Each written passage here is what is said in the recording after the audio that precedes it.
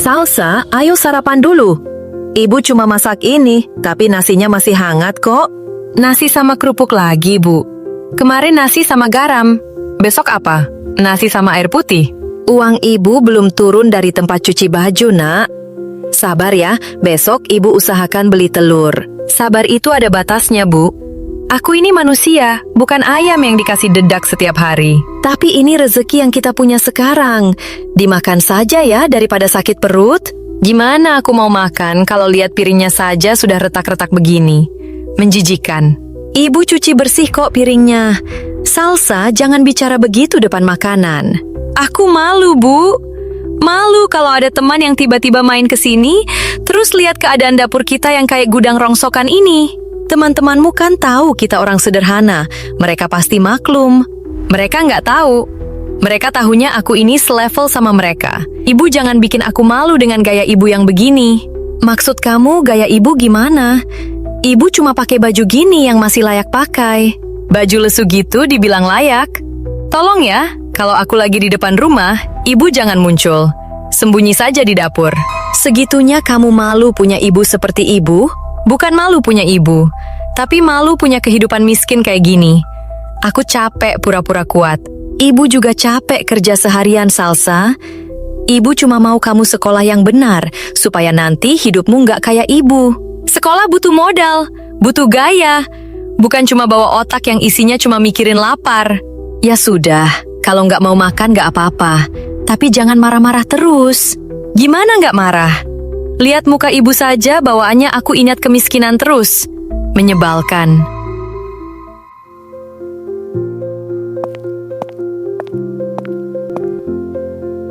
Salsa, baru sampai. Tadi aku chat, kok nggak dibales? Sorry ya, tadi HP-ku lagi dicas di kamar atas.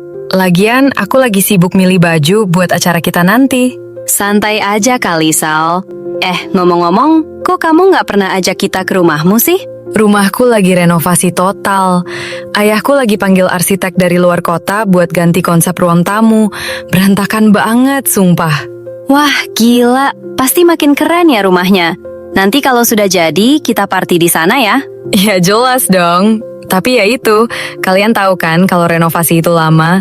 Aku saja sekarang lebih sering nginep di hotel kalau lagi bising banget. Enak banget jadi kamu, Sal. Apa-apa ada. Minggu depan jadikan kita liburan ke villa di Puncak. Jadi dong, masa nggak jadi? Aku sudah siapin budget khusus buat kita foya-foya di sana. Tapi biayanya lumayan loh, Sal. Per orang kena 1 juta buat sewa villa sama makan. Kamu aman kan? 1 juta? Kecil itu mah. Uang jajan harianku saja lebih dari itu.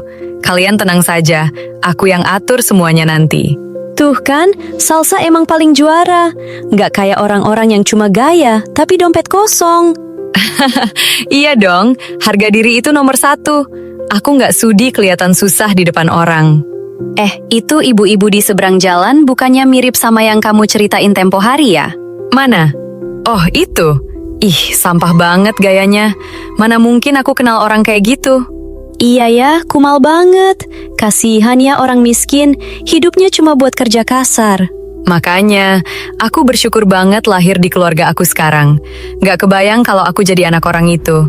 Bisa mati berdiri aku. Kamu bisa aja.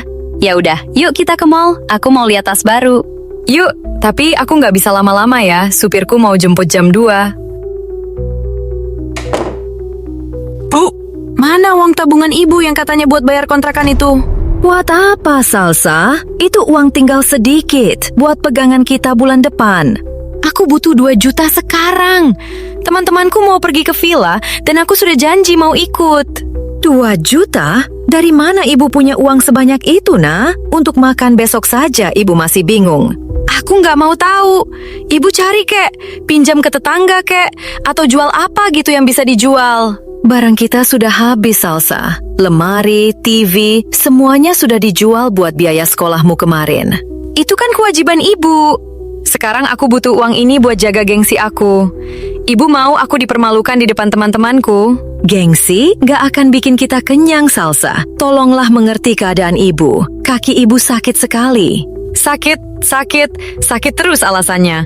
Kalau ibu nggak becus cari uang, mending nggak usah punya anak. Astagfirullah Salsa, ibu ini yang melahirkan kamu. Ibu kerja cuci gosok tiap hari demi kamu. Ya itu kan pilihan ibu. Aku nggak pernah minta dilahirkan di keluarga melarat kayak gini. Ibu sudah berusaha semampu ibu. Usaha ibu itu sampah, nggak menghasilkan apa-apa. Teman-temanku orang tuanya sukses. Lah aku, punya ibu cuma bisa nangis sama ngeluh sakit. Kalau kamu mau uang, carilah sendiri dengan cara yang baik. Jangan bentak ibu terus. Oh, sekarang ibu musir aku. Oke, aku bakal cari cara sendiri. Tapi jangan salahin aku kalau aku nggak akan anggap ibu lagi. Salsa, jangan begitu, nak. Halah, air mata buaya. Pergi sana ke dapur. Bau keringat ibu bikin aku mual.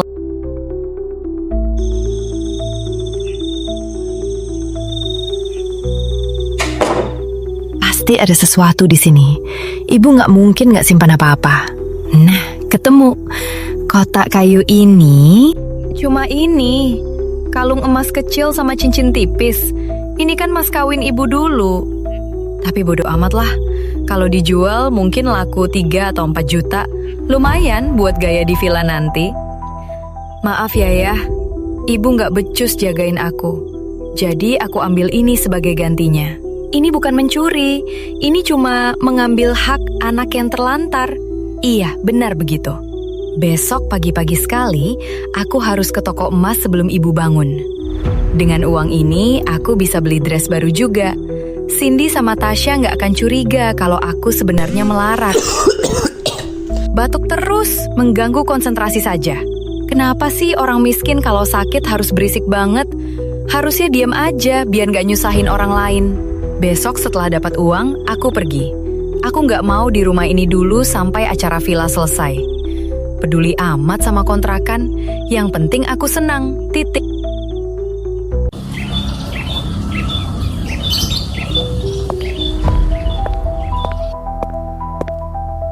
Salsa, mau kemana pagi-pagi begini membawa tas besar? Bukan urusan ibu. Aku mau pergi sama teman-temanku. Seminggu aku nggak pulang. Tapi nak, dada ibu sesak sekali. Tolong belikan obat di warung sebentar saja. Manja banget sih. Tinggal jalan ke depan saja apa susahnya? Aku sudah telat. Supir temanku sudah nunggu di depan gang. Ibu benar-benar nggak kuat, Salsa. Kepalaku pusing banget. Itu karena ibu kurang tidur gara-gara mikirin uang terus. Makanya, jadi orang jangan terlalu pelit. Jangan pergi dulu, nak. Temani ibu sebentar saja. Perasaan ibu nggak enak. Lepasin. Daster ibu kotor. Nanti baju aku kena noda. Salsa, tega kamu sama ibu. Ibu yang tega sama aku. Biarin aku hidup melarat bertahun-tahun. Sekarang biarin aku bahagia sebentar saja. Ibu cuma takut. Kalau ini terakhir kali ibu lihat kamu. Alah, drama banget sih. Kayak di film-film aja. Sudah ya, aku pergi. Jangan cari-cari aku, dan jangan telepon aku kalau cuma mau minta uang. Jaga diri baik-baik ya, Salsa. Ibu selalu sayang kamu. Terserah. Simpan saja sayangnya buat ibu sendiri. Gimana?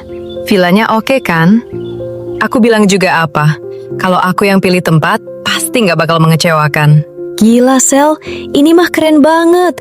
View-nya langsung ke gunung. Kamu emang gak ada lawan kalau soal selera. BTW, kalung yang kamu pakai itu baru ya, Sal? Kelihatannya model klasik tapi mahal banget. Oh, ini. Iya, ini koleksi lama keluargaku. Emang sengaja aku pakai karena lagi pengen gaya vintage. Pasti harganya puluhan juta ya.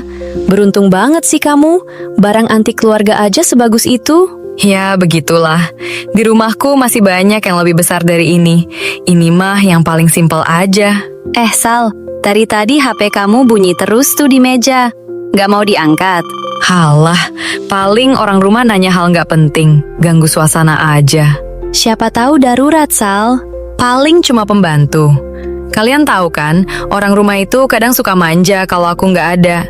Biarin aja, nanti juga berhenti sendiri. Bener juga. Lagi asik begini, masa diganggu urusan domestik? Yuk, kita buka botol minumannya. Nah, gitu dong. Sekarang waktunya kita seneng-seneng tanpa gangguan dari orang-orang gak jelas.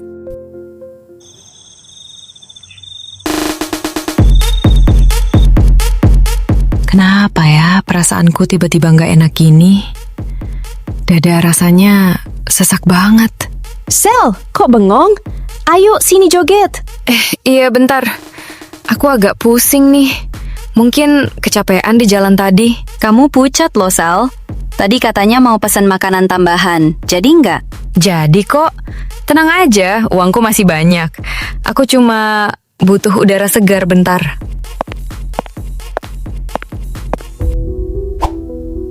Pak RT?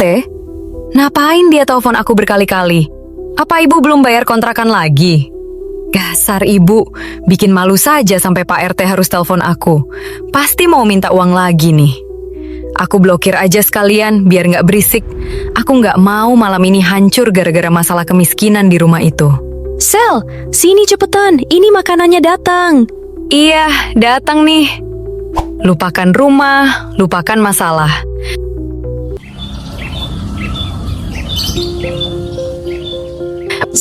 Salsa bangun.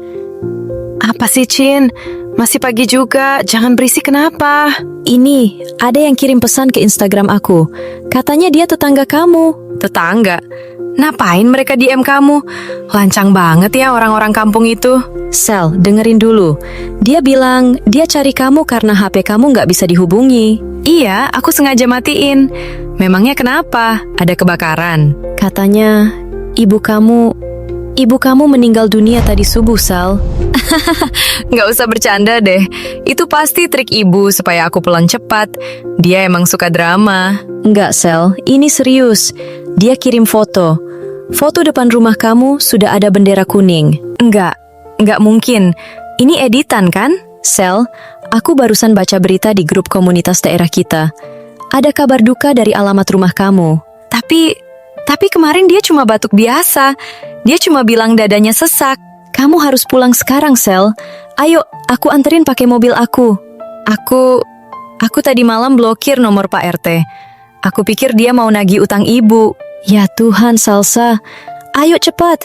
Jangan sampai kamu telat lihat ibu kamu buat terakhir kalinya. Ibu, ini Salsa pulang, Bu. Baru ingat jalan pulang, Salsa? Pak, mana ibu? Ibu cuma tidur kan? Dia sengaja ngerjain aku kan? Ibu kamu meninggal sendirian di lantai dapur, Salsa. Dia memegang foto kamu dan kalung mas kawinnya yang ternyata sudah hilang. Enggak, Ibu. Maafin Salsa, Bu. Dia sempat minta tolong tetangga buat telepon kamu, tapi kamu nggak pernah angkat. Dia bilang dia cuma pengen minta maaf kalau selama ini cuma bisa kasih makan kerupuk. Ibu, bangun, Bu. Ini Salsa bawa uang banyak. Kita bisa makan enak sekarang. Uang gak bisa bangunin orang mati, Salsa. Kamu kemana saja saat ibu kamu sakaratul maut? Aku pergi main. Aku malu punya ibu miskin. Kamu bilang dia sampah. Tapi sampah inilah yang banting tulang supaya kamu bisa gaya di depan teman-temanmu. Ibu, buka matanya, Bu. Salsa janji gak akan malu lagi. Salsa bakal bilang ke semua orang kalau ibu itu pahlawan Salsa. Sudah terlambat, Salsa. Ibu kamu sudah tenang. Dia pergi dengan rasa sedih karena anaknya sendiri malu mengakuinya. Kalum sialan. Gara-gara ini aku ninggalin ibu. Aku benci diriku sendiri. Bu, hari ini aku makan nasi sama kerupuk. Ternyata rasanya enak ya kalau kita bersyukur. Teman-temanku, Cindy sama Tasya, mereka nggak pernah telepon lagi setelah tahu aku orang miskin. Ternyata gengsi yang aku bela-belain itu nggak ada harganya. Ibu benar, gengsi nggak bikin kenyang. Gengsi malah bikin aku kehilangan harta paling berharga dalam hidupku, yaitu ibu. Aku sudah jual kalung itu lagi, tapi uangnya aku kasih ke panti asuhan atas nama ibu. Aku nggak sudi pakai uang hasil curian dari ibu. Istirahat yang tenang ya, Bu. Di sana nggak ada lagi rasa sakit. Nggak ada lagi anak nakal kayak Salsa yang bentak-bentak ibu. Selamat tinggal, masa laluku yang sombong. Aku pulang dulu, Bu, ke rumah kita yang sederhana.